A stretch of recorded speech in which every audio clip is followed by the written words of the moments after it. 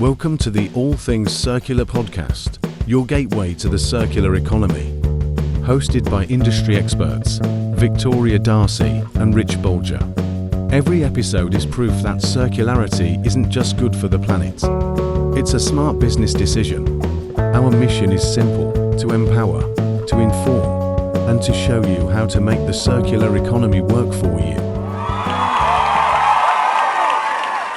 Hi, everybody, and welcome to the latest episode of All Things Circular. I have a different co-host for this one. So I'm Vic Darcy and Damian Pollock. Hey, Damian, how are you? I'm good. It's nice to be in front of the mic instead of behind the editing desk, but glad to be here, and I'm glad to introduce our friend Stephanie Beringhele from ASD. Stole your intro. Sorry, Vic. I could do it. Quite all right. Stephanie, welcome to the podcast. Thank you for joining us. I am thrilled to be here, and it warms my heart. Damian and I go back. He was actually my first guest when I started the podcast at ASD Market Week. So full circular. See what I did there? I had no idea I was first, but this is cool. That's awesome. Well, Stephanie, we're really, really privileged to have you because we're actually going into the realms of liquidation. We're going into the realms of resale, which, incorporates, all aspects of retail. And I was lucky enough to receive an invitation from Stephanie to the ASD Marketplace week, which was in Vegas back in February. So as we kind of kick in, Stephanie, why don't you give us an introduction to yourself, a bit about your background, and tell us what the ASD is, because I think it's a really interesting concept. Well, I'm obsessed with the show that I work for, which is always a good thing. You never want to hate where you go to work. So ASD Market Week, it is actually known as Affordable Shopping Destination. It started as a surplus show way back when Fletcher took it over. And it's basically a B2B marketplace that has general merchandise goods that covers every product category that you can think of, with the key element of it's inclusive and it has the right price points for store owners to really build profits in their stores. So my job specifically, I get to work with VIP buyers. These are buyers that have large purchasing power, but I also love the independents, the mom and pops, because they really are the ones that make up the demographic of our community. So we educate, we're brand ambassadors, and we say, come on in and do some exploring, do a treasure hunt. Let's source some new goods for your storefront so that you can get your consumers excited.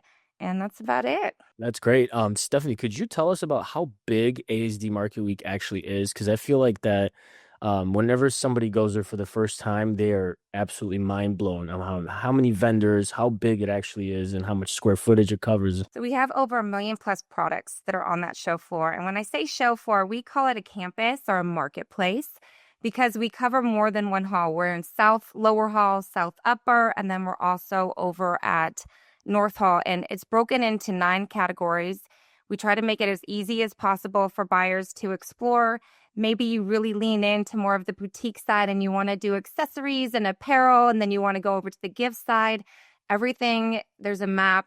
We definitely do our due diligence to say, start on this hall first, and then really make sure you have a little bit of extra time so you can explore and see what else might catch your eye. It's really important that I'm going to contextualize this for our Europeans, because when Americans say hall, it's not a village hall. These are the size of football pitches, each hall, if not a little bit bigger. So I was there for a whole day and didn't manage to get around even just one full hall. So when you say there's 1 million products on show, I challenge you and say there's probably more. And it's so fun, and this is the aspect that no one gets to see it, but when we go to our show, when our team goes to Vegas, we start in this ginormous concrete space that's just empty. And then our community comes in and they transform it to a marketplace where they actually get to put their exhibition space up and their personality comes out, their product really is highlighted. And then after 4 days, everything gets deconstructed and then it's gone. So it's real quick, real gone, and it's interesting. Oh, it really is. So, like I say, it was my first experience there, and I walked in thinking, I'm in some sort of giant Aladdin's cave. Yeah. the diversity of products that were there, because it was February when we were there, and Damian, you and I were walking the halls together, and the stuff that was on show were like Halloween decorations or fall decorations for for homewares. I mean, one funny story, I was on the phone to my daughter, who is 8 at the time, on a video call as I walked past the toy outlet. And her immediate eye was drawn to the Barbie. She said, "Mummy, can you bring me one home?" Without realizing, actually, I've got to buy a pallet of those. So, no. But I mean, the sheer scale, and I think what's really interesting here, and Stephanie, I'd love you to tell us a bit more about it, is why shows like the ASD are needed, because without them, there's a one-way route for this product, and it's not a pretty story. But do you want to give us sort of the history, what ASD, why it is needed, and the service that you guys give both to the brands and the wholesalers? I'm going to start with a fun story. Seth Marks, he's been in the industry for a really long time. He was previously with Big Lots, and I interviewed him a while ago, and he said, "Steph, let me tell you about my younger days when I was a sales guy."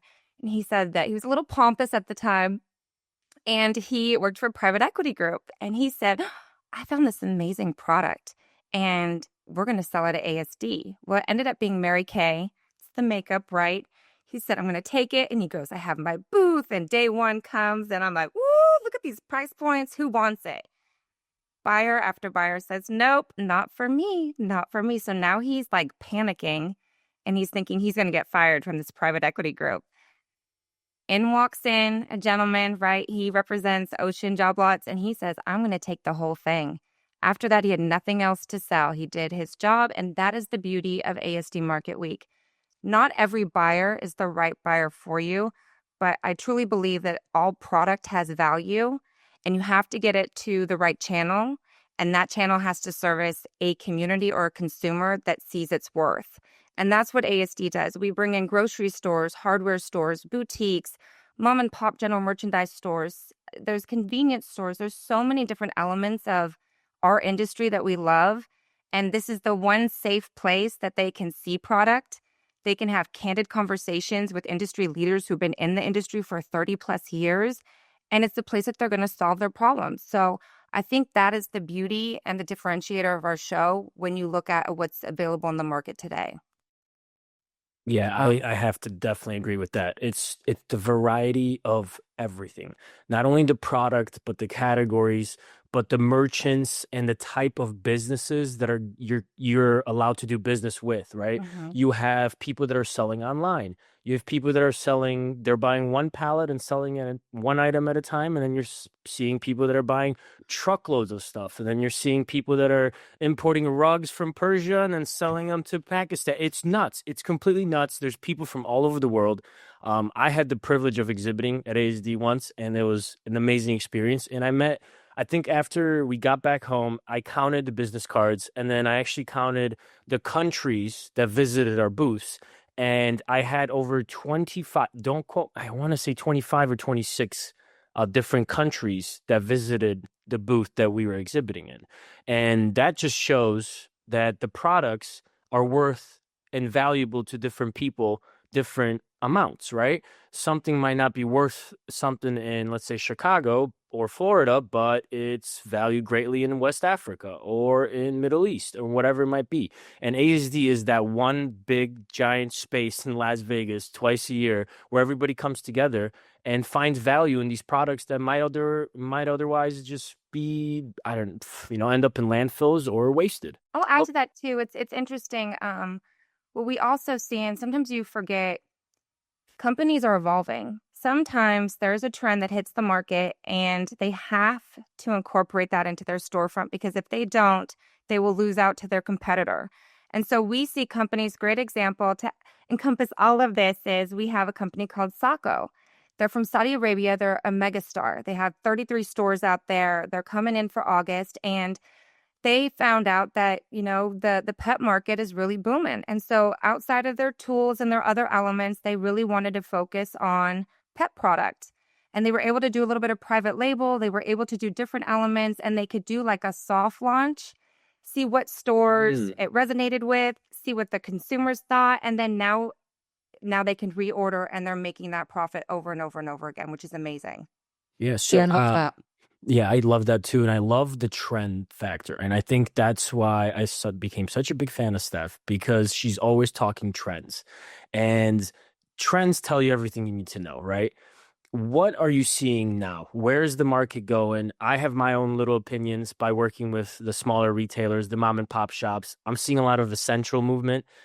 People are buying needs, not wants. What can you tell us? I feel like we're settling down as consumers and we're not being such divas. And we're really evaluating, like, what is that household essential? Well, the clothes are stinky and I'm going to need that Tide or whatever your preferred brand is to clean it, right? But I also don't want to spend $8 more than I'm accustomed to spending.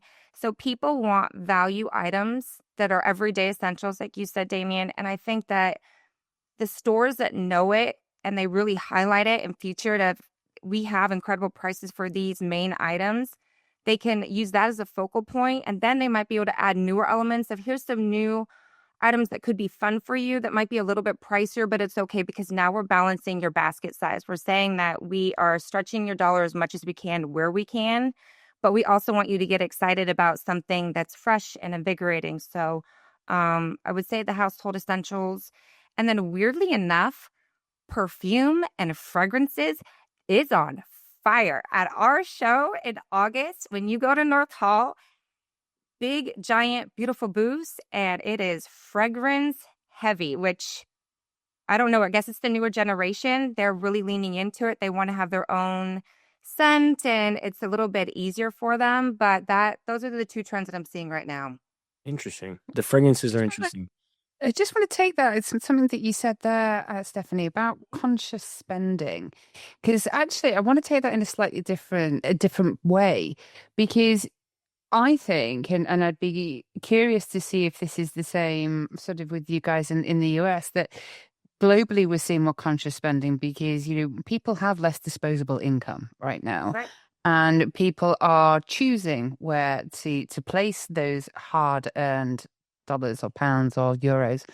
And now, interesting that you used an example. I wasn't familiar with the brand, but I'm guessing because it's some sort of steamer or clothes cleaner. But so if we said Dyson, which is a brand that I know, now it's really, really expensive, the example that I'm using as a Dyson. But what it would do, and what the shows like the ASDs and these surplus equipment or these closeout sales do, is they make products available at a cheaper basis point, right?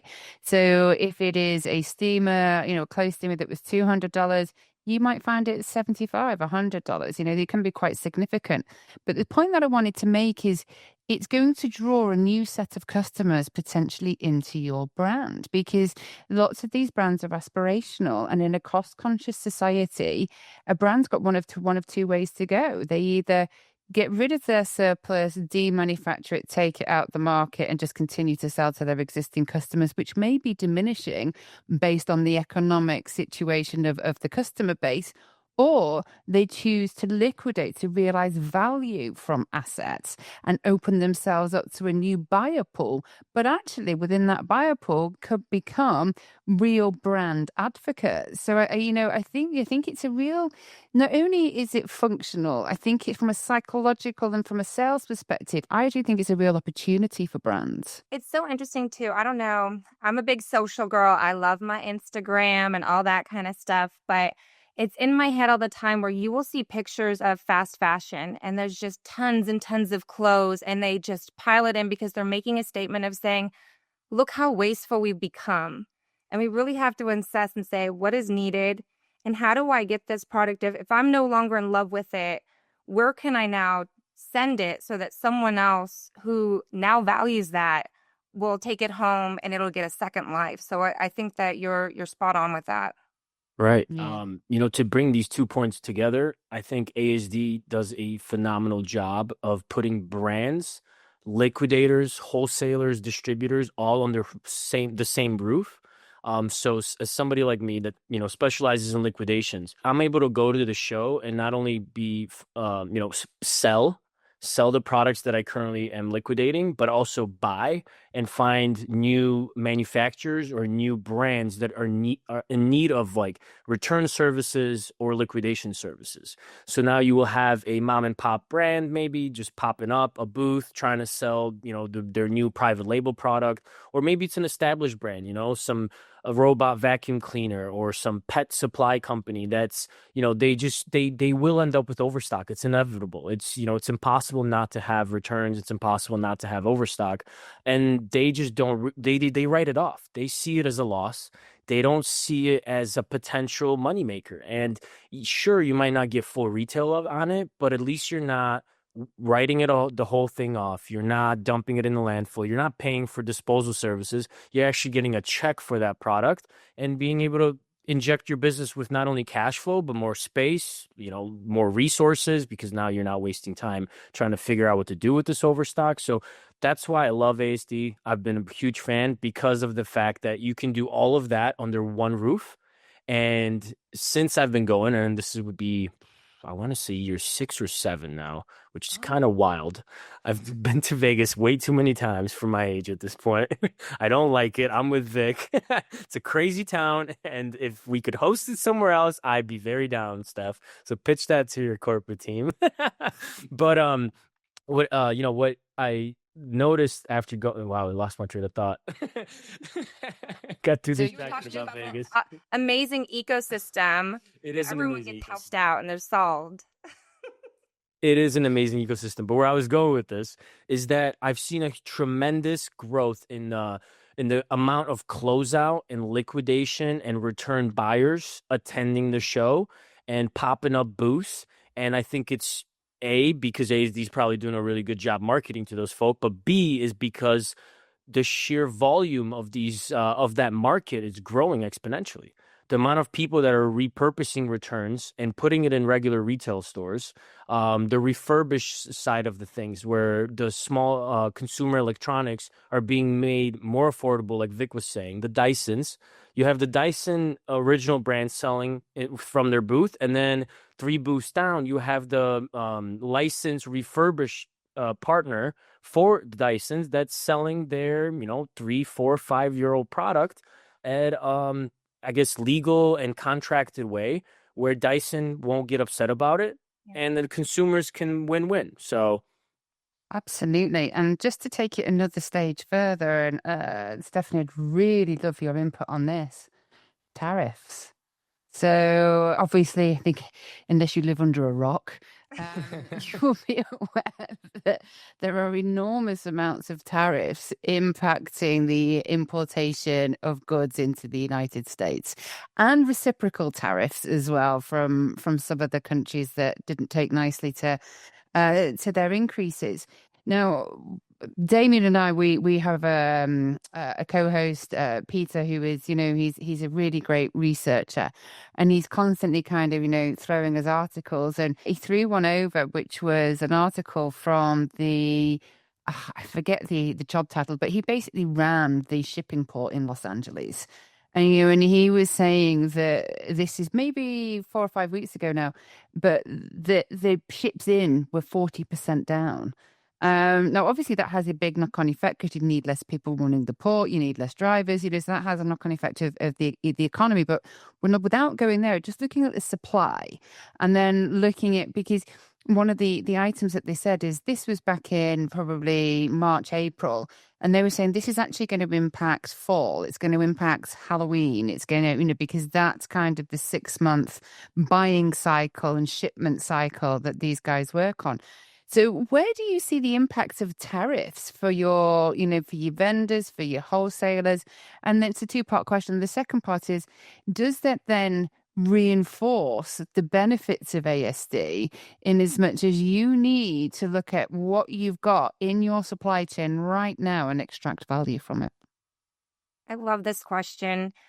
Disruption breeds opportunity, and I think our community of buyers and sellers, they're the most resilient people who have been through COVID, who have been through all kinds of crazy things that have disrupted the chain cycle, and they're nimble, they're curious, and they have a lot of grit, and they will find goods, and they will make sure that Those stores, their biggest fear is not having inventory and having empty shelves.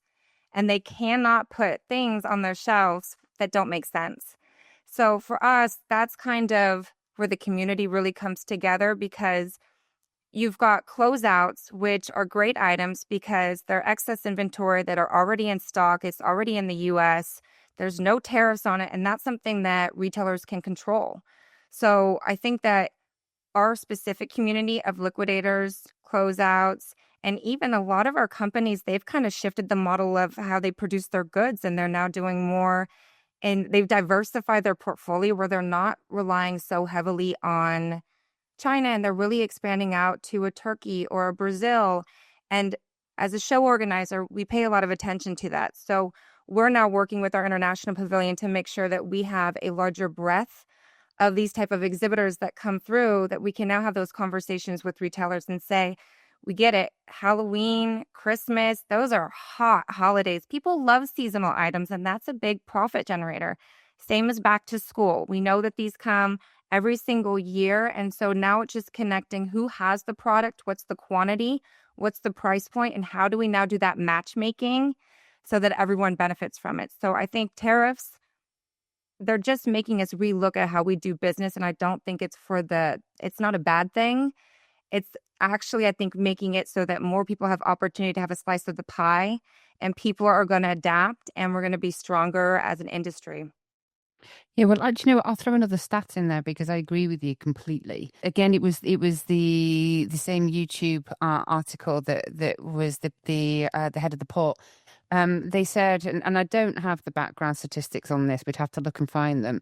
But somebody said, yeah, we should, Peter will know, that there was an estimation or a guesstimate that 90% of children's toy shops in the United States could close because of the tariffs and because of the heavy weighting of toys that are made in China. And what I think is really interesting is it shows like the ASD, it's communities and it is processes that these shows and companies like yourselves and Damian's provide that's actually going to give them the supply. And the best thing is it's already here. It's already made. Right.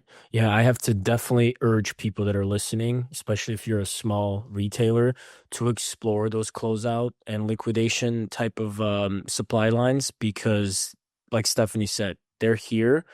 This merchandise has already went through the ringer, but it's perfectly fine. It's perfectly great things. I mean, it's brand new stuff that's case packed and it's ready to go. And it's you just haven't been exposed to that supply chain because it's not going to be offered to you by a regular distributor. The regular distributor is going to be pushing the new things. They're going to be pushing the stuff that's coming in fresh off the line, fresh from China off those ports. But the closeout guys are dealing with things that maybe, were in production a year or 2 or 3 or 4 ago. But a Barbie's still a Barbie. A toy car is still a toy car. And I promise you, a 6-year-old will not know. So I definitely encourage people to explore those closeout ventures. And what a great opportunity, too. We look at a toy store. Maybe it's time for it to be redefined a little bit. Maybe the little girl wants to play into more of the theater side and needs a cape. And I think we start looking at our product selection and say, what is media doing that's influencing the children, right? And how do we get creative, and how do we do more the do-it-yourself kits, right? So my daughter right now is obsessed with making the bracelets and everything. That is an item that you can put, that you can make such a profit on bracelet making kits. And then you can open up your store and say, here's an experience. Bring your kids down. We're doing a special thing, and you have a table out, and the kids can make their own bracelets inside the store. Then they could go buy their kit. Then they can go get their cape because they're a superhero for the day. So I'm going to challenge retailers that, again, especially the independents, you are so nimble. You're not part of corporate. Now's your chance to really make it experiential, lean into the community, and have a good time. Have fun with it. Yeah, and you make a great point. And knowing from what I know is that Joann's went out of business when hundreds of craft stores went into liquidation. And I guarantee you, I haven't been there yet in August 2025, but ASD is going to be flooded with merchandise from those stores. And you are going to be able to pick up those type of DIY kits and get creative with really, really great margins. Mm-hmm. But Stephanie, what's the plan for ASD? I know you guys have a show coming up in 2025, but I also know you guys plan a couple of years ahead. So walk us through what can we expect at ASD? Whew, we are getting a major facelift, and I am so excited. A few of you might have noticed this last round, actually, for the past 3 shows, major construction has been happening at the convention center, and we do pardon our dust and all that kind of stuff, but we are super excited because through all of this, they should be complete. And so for 2026, we have these big, beautiful halls. It's going to look very much like the West Hall. Damian, if you remember that, tall ceilings, everything is air conditioned. And there's going to be an ease now where you can go from Central Hall to North Hall, and you're going to be able to find every single product that you can think of. It's going to be more compact, which is going to be easier for the buyer to really explore, optimize their time, get curious. And so I think that's a big component. The second one is we're developing a hub, TBD on more of what it's going to look like. But we really want to hear from our communities. And we are so unique that we have multidimensional communities. We've got hardware, we've got Halloween, we've got distributors, liquidators. So we're trying to find and curate these little networking sections so that people can brain think or brainstorm, I don't know what you call it, but come together and collaborate and really talk about this is what's going on in the market and like what's working for you. This isn't working for me. Help, right? So that's something that's a big component, and learning can be done simply by networking and just being with the right crew of people who are going through exactly the same thing that you're going through. So those are 2 things I'm really excited about. Oh, that sounds great. So, Stephanie, one question that we ask all of our guests is the Mythbuster question. So we like to ask you to come in. Classic. And to bust a myth, something, that gets your goat. Can be anything, any industry, just, but the spicier, the better. So, Stephanie, what's your myth? Okay, so this one's my pet peeve. And we hear it on the news, the doom and gloom. Retail is dying, and then it's 800 stores are shuttered, and there's this and there's that, and there's never any follow-up. So I'm going to say retail is not dying. It is evolving, and those that choose to do it is the status quo. You're probably going to have your doors shut, and we don't want that to happen. So I think in retail, you're a reflection of the market. You constantly have to be invigorating that storefront, and right now consumers want value. They want to have reselled items, right? People are okay now. This generation, we're all about saving the earth. So I think that there's all these different elements that retailers need to start incorporating in their storefronts for it to be more impactful, and so that people actually want to go to their store. That foot traffic, very much needed. And if you can get them into your store and they can see your value, they're going to shop over and over and over again, and their basket size is going to be a little bit higher. So I would say, no, retail is not dying, but it is challenging you to change the way you've done it before. I love that.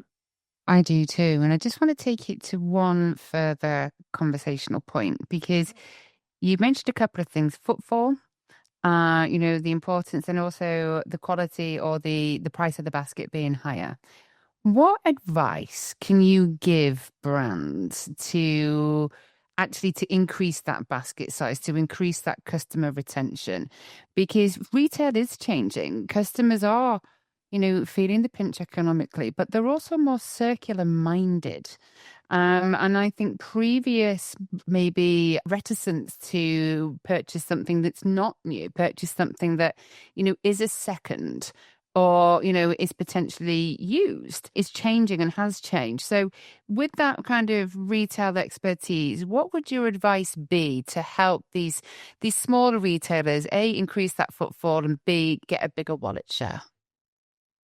So I'm going to use the example, we were talking about it earlier before we got on the pod, is Goodwill is an organization that is really pumping great amount of funds into communities to make them better. And in order to get the money, they have stores, beautiful stores that they are reimagining.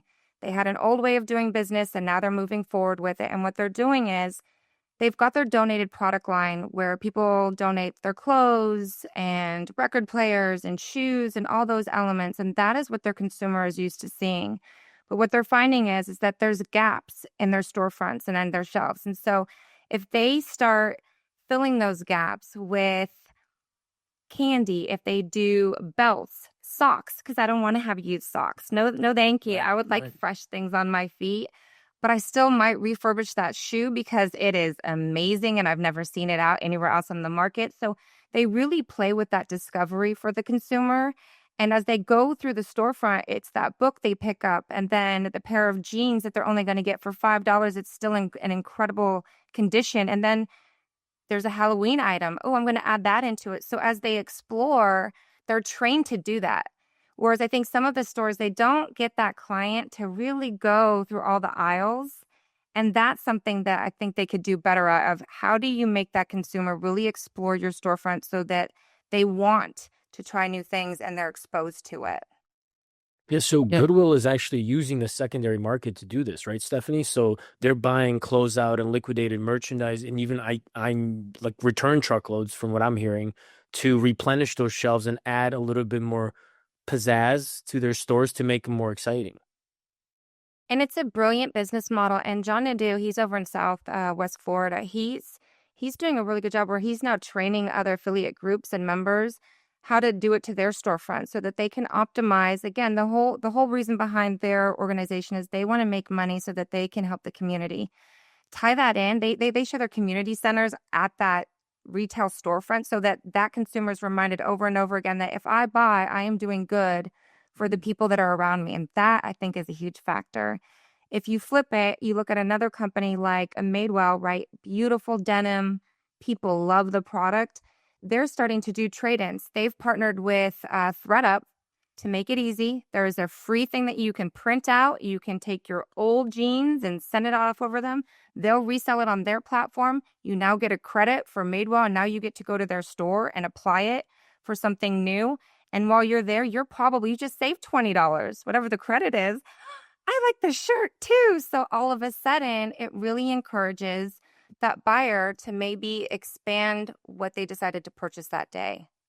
Yeah, I love that. That's a good epitome of and the goal of every reverse logistics operation, right? So now you're taking the reverse side, making it easy on the consumer and encouraging forward sales by giving them credits on their future purchases. So yeah, that's amazing. Love that. And they're clever because they did a little pop-up where they actually invited their people to come through, and they taught them how to mend their jeans. And I'm not one to mend. I do not work well with stitches or any of that kind of stuff. So it's not my cup of tea. But I have so many girlfriends who they love it, and they're learning a craft. And then that favorite pair of jeans, it doesn't matter if there's a hole in it because they just were taught how to fix it. And that is an emotional attachment now that they have with Madewell because they help solve a problem. They get to keep the jeans that they're fascinated with. And again, you're going to have that repeat customer because now they're loyal to you. Yeah, it's great. So before we end, I'm actually going to tell you guys a funny story about a British supermarket, which just makes me laugh. So, well, it's not a British supermarket; it's a German supermarket called Aldi. I don't think it's in the United States. Oh, I love it. it. Is. I love it. Right. So, do you have the middle aisle? Do you know what I mean when I say the middle? That's the closeout aisle. No, that's where they bring in the overstock. Yeah. So what they do, and it's bizarre. So you'll go in to go and buy your strawberries, your bananas, your flour, your eggs, whatever. And you'll go. It's always in the middle section, this middle aisle, and you can buy a canoe, or you can buy a chainsaw, or at the moment they're selling these reformer Pilates machines on the middle aisle of a supermarket, so you go out for, your basic shopping and come home literally with a canoe. It's the perfect example of almost what you were saying. It's like, make it available, increase your customer base, because you never know when you might need a canoe on a Sunday morning, huh?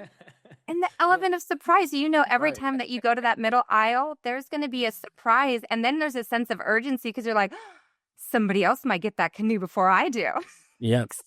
It's the here today, gone tomorrow model, right? The treasure hunt. I think that's what we're kind of talking about when we're saying the retailers need to evolve and adapt, because consumers they're still wanting to go to stores. They're not just completely online. I mean, I don't like online shopping because it just takes too long. I like to touch it, feel it, and I'm out. But the retailers that are adapting and then they're bringing in this kind of fresh idea of here today, gone tomorrow. It's a treasure hunt. You're getting your eggs. You might get a canoe, or you might get a Pilates reformer. It depends on the day. We don't know. It's a fun day at Aldi today, right? But those are the retailers that I think, if you're a retailer, go to ASD, because those are the ideas that you're going to come up with. It's a great ecosystem for entrepreneurs and for operators to just get a fresh look on the market and just a fresh wave of ideas. Every time I go there, it might not even be liquidation or closeout related, but I'm just like blown away with the ingenuity and the entrepreneurship that just drives America and the world market, because there's just new idea on every corner, and it's very inspirational. And I love to see it. So hopefully I see everybody that's listening at ASD 2025 and 2026 and so on and so on. As long as Stephanie invites us, we're there. Yeah. Anything you'd like to add, Stephanie? Yeah. Before we pass it over for Stephanie, I would say don't wear heels if you're female or male. If that's your running shoes for sure. Sneakers for sure. Well, Stephanie's actually running around in heels every time. So Victoria, I used to be a waitress, and I used to get the best tips from the women because I wore heels. And there's something like invigorating about being taller. Yeah, I get that. So I spend 20,000 steps every day at the show in heels. I Incredible. thought you're about to say you wear $20,000 heels to the show. Any other tips that you think that our listeners should know about ASD and attending the show before we close out? I'm going to use your philosophy, Damian. Money made on the buy. And you will make money at ASD depending on the item that you find. So it is a place that should be on your trade show calendar. You should do the prep work so that you can see the main players that you want to make sure that you have those appointments with. But definitely the discovery phase and really getting out there and going aisle by aisle, that's what's going to get you profit, and that's what's going to get you excited about doing the thing that you do currently within the retail space. So I would say that get that curiosity going and book those tickets. And if you need help, just connect with me. On LinkedIn, right? Oh, LinkedIn. Where can people find you? I have my digits everywhere. No. Where can people find you best if they wanted more questions answered about ASD? I would say LinkedIn is great. And if you follow me, I do discovery articles that talk about some of the highlighted exhibitors that will be at the show and what they're known for, whether it's drop shipping, closeout, liquidated, refurbished, whether it's in the outdoor hardware space. So I always put my email on it. So just connect LinkedIn or through my email. But we're happy to help support, educate, and spread the good word. Awesome. All right. Vic, you want to close us off? Yeah, just Stephanie, thank you so much. It's really, really interesting. And having been to the show, it is magnificent. So, congratulations and well done for pulling it off. I hope to walk the halls again at some point, maybe, but I won't be in heels. Me neither. I might buy you some next week. With that said, Stephanie Beringhele, thank you so much for joining us today. As she said, ASD Marketplace online, or we have Stephanie on LinkedIn. Damian, always lovely to co-host with you, my friend. And thank you, everybody, for listening. I've been Vic Darcy. Damian. And we'll see you soon for the next episode of All Things Circular. Bye, everyone. Thanks for tuning in. Please head over to allthingscircular.com to learn more.